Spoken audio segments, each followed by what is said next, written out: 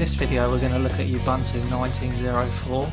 Now, I don't really hate Ubuntu as much as I used to. I've been using Ubuntu pretty much since it was released, the 19.04, and it's been really good. I'm really pleased with it. So if this does turn into a rant video, it's going to be about Gnome 3 rather than about Ubuntu itself. We've covered everything that we need to, and Ubuntu's come a long way since then. So let's have a look at it. I'll skip probably most of this installation because we've all seen it before. It hasn't really changed. The only thing that I do like now is that it just looks a bit fresher than it used to, and they've got rid of that awful bloody orange theme that they used to have. I've really hated that. Anyway, I'll get back to you after this is installed. That's another good thing, by the way. As you're doing that first time setup, it starts to install in the background, which is pretty good. Just, you know, shaves a little bit of time off the installation process. Not that it takes that long anyway. This is far superior to Windows. So it installed really quickly, and it's got the virtual machine tools by default. That's good. I like that. Now this is a 4K display, so we need to sort out the scaling because it's just tiny at the moment. I'm not sure how that's going to come across on the video because it'll be downscaled, but I'll increase this so we can look at the elements and...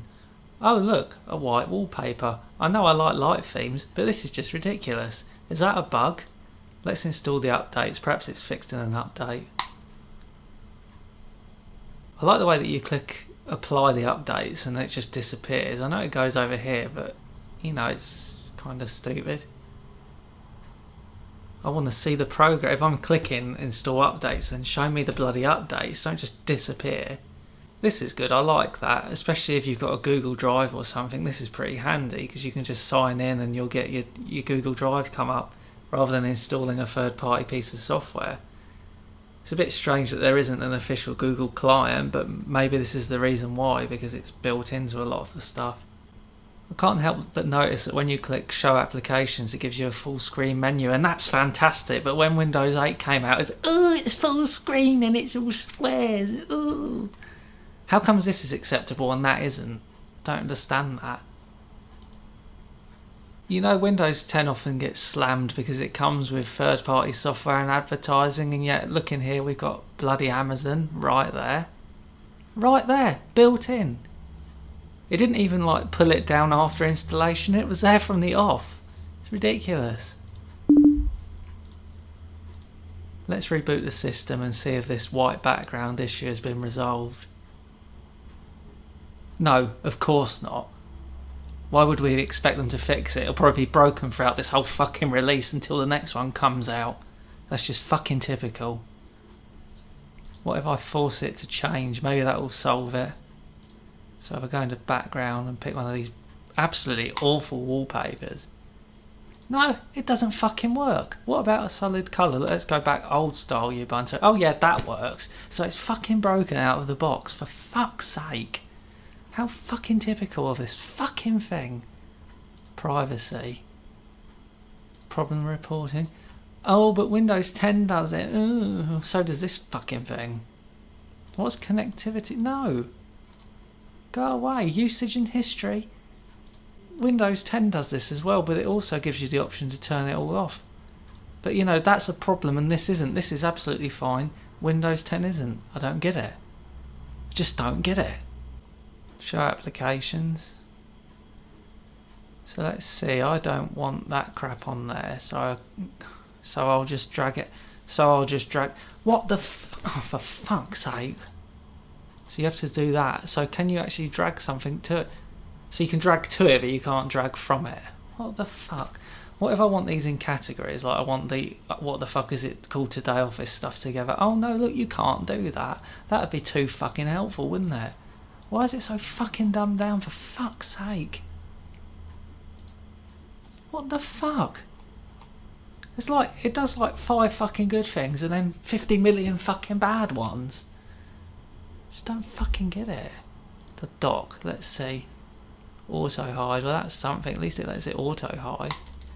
Okay, it doesn't auto hide, even though it's turned on, it doesn't do it. Of course it doesn't.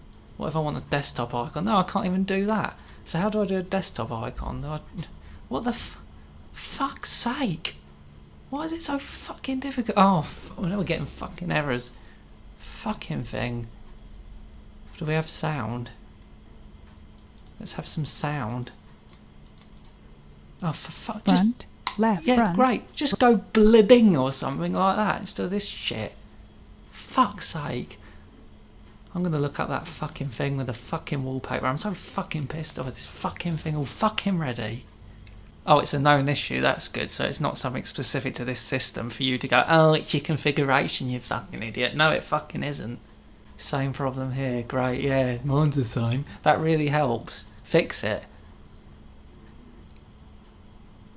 Importance medium, I think that's fairly major to be honest with you. I mean, it's 2019. Why did it even ship like this? Oh right, let's just lower the scaling because that'll be fine, won't it? That's a solution, not. Oh, fuck's sake. I'm so fucking pissed off. So we can't reorder the start menu or whatever it's fucking called, the G menu. Look, you can't do it. You just can't do it. Why is it so hard? Can I right click it? No, I can't. How do I... Let's go into settings again. There doesn't seem to be anything about the start screen. Applications. That's just going to take me back to this that I was looking at before. Yeah, about notifications and other such crap. Online account. That I like, as I said, but... You know, I can't use the system that doesn't let me reorganise the bloody start menu. I'm going to have to Google it, aren't I? I thought it was supposed to be easy to use. They're doing themselves a disservice by not having KDE by default, and look, now it disappears. So according to this website, there's something called Gnome software that we can install. It's already installed. Wait a minute, that's just the software centre. Surely you don't do it from here. Right, so you click this thing up here. You select what you want, so let's pick the what the fuck is it called today office stuff. Yeah, let's do that. This is really weird. Look how complicated this is. Add to folder. Oh, there it is, right, so we can put...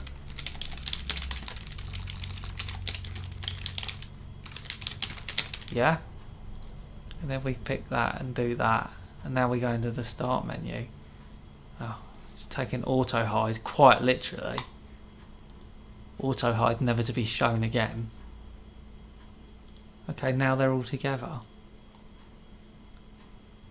Well, I don't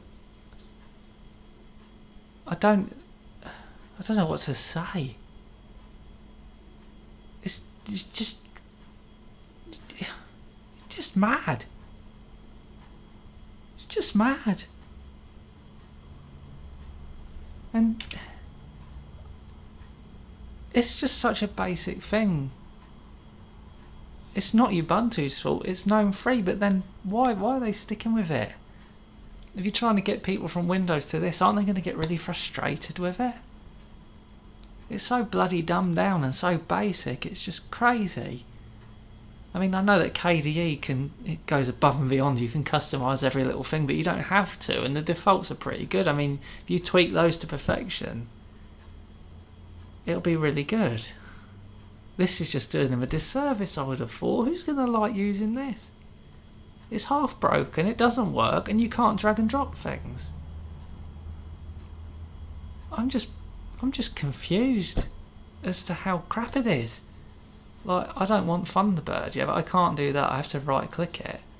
But if I go into here and I want Thunderbird, I can, if I don't let go of the button, I can drag it on like that. But I can't take it off like that. It's bloody madness, I tell you, madness.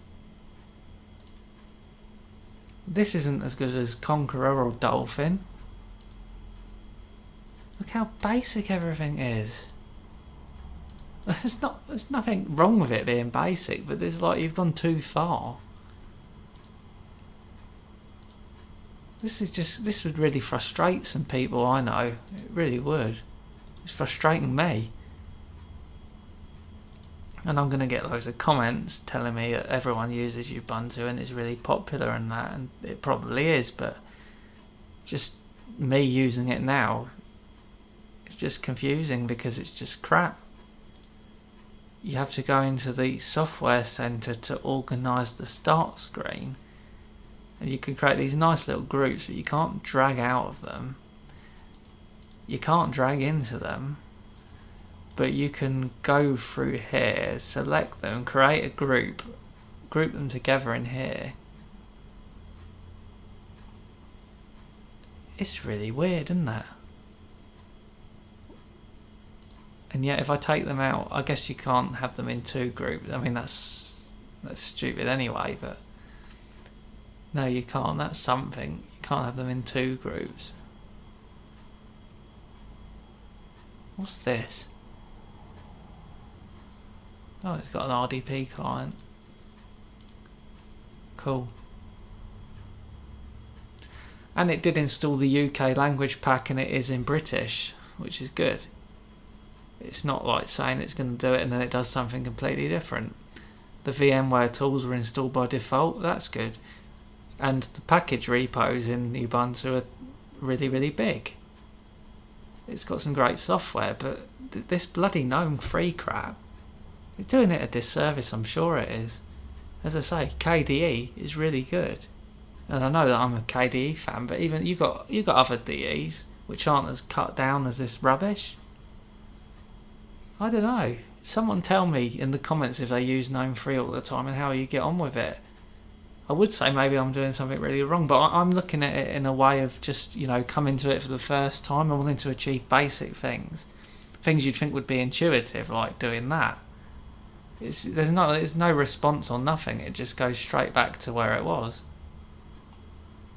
How do you make desktop icons in this, if you wanted desktop icons as well? Because you can't drag from anywhere. You can't even put them here first and then drag. But then you've got two things on the desktop already. But if you do that, you get obviously the display settings, and if you click that, so you can't have two settings windows open at a time. It just give me the same thing. Maybe it just goes back to where it was. So like if I click it now, yeah, it does. It's really weird. It just doesn't make sense. And, you know, as I said, people moaned about Windows 8 and its start screen. But it was far superior to this, and pressing the Windows key gives you like the Alt tab. That's interesting. Okay. Windows 8 was far superior to this. I don't know. I really don't. That was a quick look at Ubuntu. As I say, I don't really have any problems with Ubuntu itself anymore. It's come a long way, and it is one of the better distros now, strictly speaking, if it's not loaded with this GNOME free crap on top of it. I'm going to go into GNOME free again in another video and, you know, really delve into it, I think, but this is just like a first use of it and a quick overview. I'll see you in the next video. As I'm sure you're aware, gaming in Linux has come a long way in the past few years. You know, you've got Steam and you've got all the stuff that they're bringing to it. That's good. It's good to have an alternative. So you're probably asking me, or probably wondering, how does Ubuntu run with games these days? And I can confirm, with special access here, that KGolf or Golf is working perfectly. See? Fantastic.